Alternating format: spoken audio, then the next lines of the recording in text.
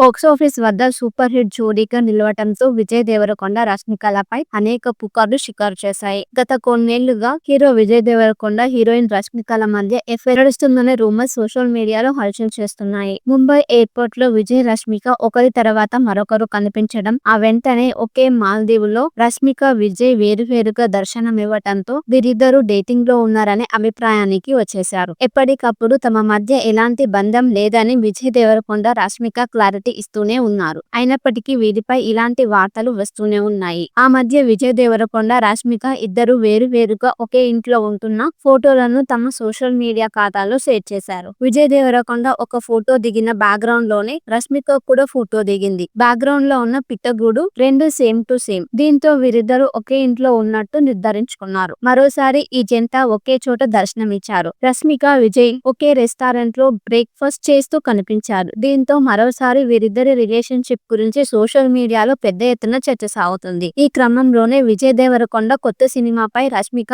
ఆసక్తికర వ్యాఖ్యలు చేసింది. విజయ్ దేవరకొండ కొత్త సినిమా కింగ్డమ్ టీజర్ బుధవారం విడుదలైంది. ఈ టీజర్ పై రష్మిక రియాక్ట్ అయింది. ఈ వ్యక్తి ప్రతిసారి ఏదో ఒక అద్భుతమైన స్టోరీతో అలరించేందుకు సిద్ధమవుతున్నాడని ఓ పోస్టును విజయ్ దేవరకొండ గురించి షేర్ చేసింది రష్మిక. దీంతో విజయ్ దేవరకొండపై ప్రేమను రష్మిక ఇలా మరోసారి బయటపెట్టిందంటూ నెటిజన్లు కామెంట్ చేస్తున్నారు.